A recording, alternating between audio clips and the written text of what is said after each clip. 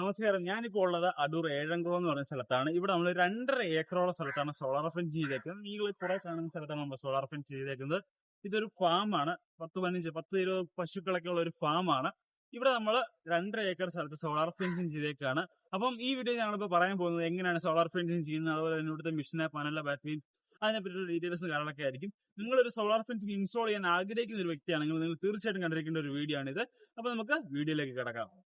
അപ്പം ഇതാണ് ഞാൻ പറഞ്ഞ ഫാം. അപ്പോൾ ഈ ഒരു ഫാമിനകത്ത് തന്നെ കുറേ പശുക്കളും കാര്യങ്ങളെല്ലാം ഉണ്ട്. അവിടെ ആയിട്ട് കണ്ടോ, പശുവും കാര്യങ്ങളെല്ലാം ഉണ്ട്. അപ്പം ഈ ഒരു ഫാമിൻ്റെ ഫ്രണ്ട് ഭാഗത്തായിട്ടാണ് നമ്മൾ മെഷീനും പാനലും ബാറ്ററിയൊക്കെ ഇൻസ്റ്റാൾ ചെയ്തേക്കുന്നത്. ഈ ഒരു ഫ്രണ്ട് ഭാഗത്തായിട്ട് ഇവിടെയായിട്ടാണ് മെഷീനും പാനലും ബാറ്ററിയൊക്കെ ഇൻസ്റ്റാൾ ചെയ്തേക്കുന്നത്. അതൊക്കെ ഡീറ്റെയിൽ ആയിട്ട് കാണിച്ചു തരാം. അപ്പം ഇവിടെയാണ് നമ്മളിപ്പം ഫെൻസിങ് ഇൻസ്റ്റാൾ ചെയ്തേക്കുന്നത്. ഫെൻസിങ് കാര്യങ്ങൾ, ലൈനും കാര്യങ്ങളെല്ലാം ഇതുവഴി പൊയ്ക്കൊണ്ടിരിക്കുകയാണ്. ഞങ്ങൾ കാണിച്ചു തരാം. നോക്കിയോ, കണ്ടോ, ലൈനും കാര്യങ്ങളെല്ലാം ഇൻസ്റ്റാൾ ചെയ്തേക്കാണ്. എൻ്റെ പൈപ്പ് കാര്യങ്ങളെല്ലാം ഇൻസ്റ്റാൾ ചെയ്ത് നല്ല അടിപൊളിയായിട്ട് നമ്മൾ സോളാർ ഫെൻസിങ് ഇൻസ്റ്റാൾ ചെയ്തേക്കാണ്. ഇതിപ്പം നമ്മുടെ തുടക്കമാണ്, ഇതിൻ്റെ മെയിൻ എൻട്രൻസ് ആണ്. ഇത് കുറേ അങ്ങോട്ട് പോകുന്നുണ്ട്. ഇപ്പോൾ കാണിച്ചു തരാം. കണ്ടോ, ലൈൻ ഇങ്ങനെ പോവുകയാണ്. ഇതിങ്ങനെ കറങ്ങി ഇങ്ങനെ സ്ക്വയർ ഷേപ്പിലാണ് ഏകദേശം വരുന്നത്. ഇവിടെ നമ്മളിങ്ങനെ കറങ്ങി ഫുൾ ഇങ്ങനെ കറങ്ങി ഇവിടെ വരും. എന്നിട്ട് ഇവിടെ നിന്നൊരു ഗേറ്റ് വരും.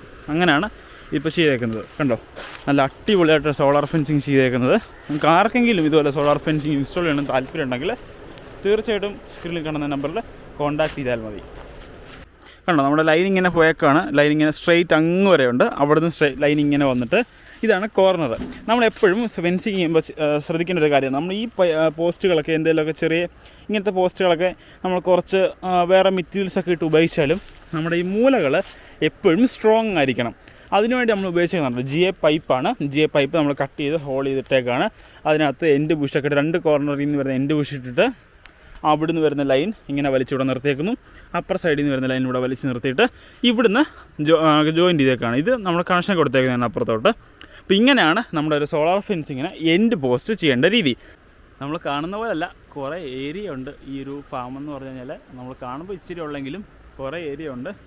നമ്മുടെ മെഷീനൊക്കെ ഇരിക്കുന്ന ആ ഒരു ഭാഗത്തായിട്ടാണ്. അവിടെയാണ് ഫാമും കാര്യങ്ങളൊക്കെ ഉള്ളത്. ഇത് ബാക്കിയുള്ള സറൗണ്ടിങ് സ്ഥലങ്ങളാണ് ഈ കാണുന്നത്. ഇനിയും പറഞ്ഞു തരാൻ പോകുന്നത് എന്ത് മെറ്റീരിയലാണ് നമ്മുടെ ഈ പോസ്റ്റായിട്ട് ഉപയോഗിച്ചേക്കുന്നതാണ്. ഇത് T ആംഗിളറാണ്.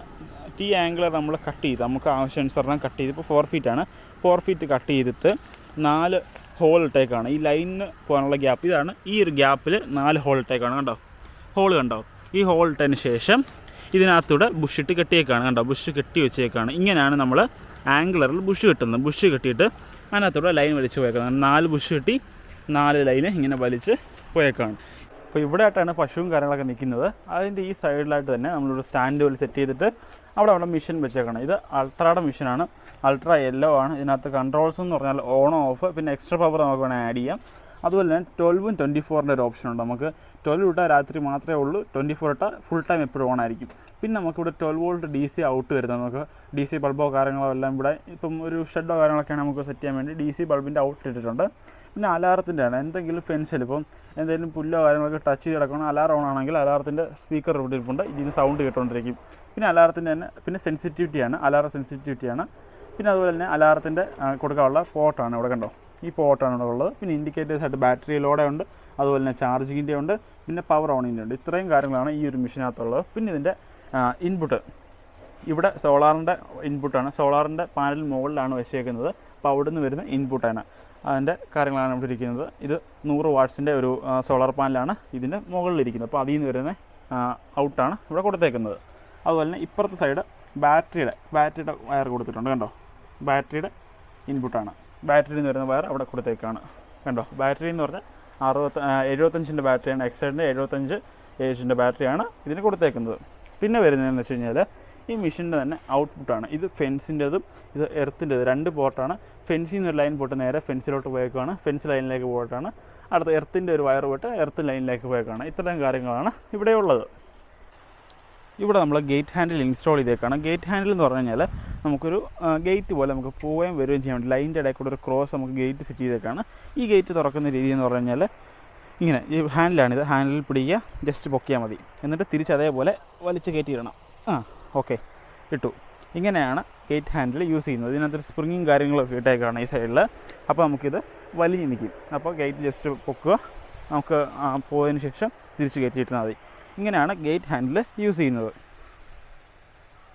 അതുപോലെ തന്നെ ഒരു ഇൻഡിക്കേറ്ററിന് വേണ്ടി നമ്മൾ ഒരു ട്യൂബ് എടുത്തിട്ട്, ട്യൂബാണിത് കണ്ടോ, ട്യൂബ് എടുത്തതിന് ശേഷം ഒരു സൈഡ് മണ്ണിൽ കുത്തി വെച്ചേക്കാണ് കണ്ടോ, മറ്റൊരു സൈഡ് ഇവിടെ വയർ കണക്ട് ചെയ്ത് ടേപ്പൊക്കെ ഒട്ടിച്ചതിന് ശേഷം നമ്മുടെ ഫെൻസിലേക്ക് കൊടുത്തേക്കാണ് പിരിച്ച്. അപ്പം രാത്രിയാകുന്ന സമയത്ത് ഇതിങ്ങനെ മിന്നിക്കൊണ്ടിരിക്കും. അതാണ് ഈ ഒരു ട്യൂബിൻ്റെ പ്രത്യേകത. രാത്രി മിന്നിക്കൊണ്ടിരിക്കും. ഇത് ജസ്റ്റ് നമുക്കൊരു ഇൻഡിക്കേഷന് വേണ്ടി ലൈനിൽ കൊടുത്തേക്കുന്നതാണ്.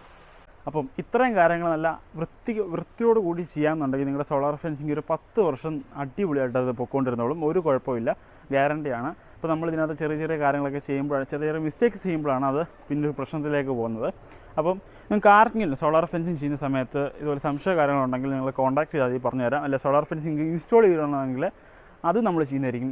സ്ക്രീനിൽ കാണുന്ന നമ്പറിൽ കോൺടാക്ട് ചെയ്താൽ മതി. അതുപോലെ തന്നെ സോളാർ ഫെൻസിങ്ങിൻ്റെ മെറ്റീരിയൽസ്, ഇതുപോലെ മിഷൻ, പാനൽ, ബാറ്ററി, അതുപോലെ ബുഷ് കാര്യങ്ങൾ എന്ത് വേണമെങ്കിലും നിങ്ങൾക്ക് കോൺടാക്ട് ചെയ്യാം. അതെല്ലാം നമ്മൾ കൊറിയർ സർവീസ് ചെയ്ത് തരുന്നതായിരിക്കും.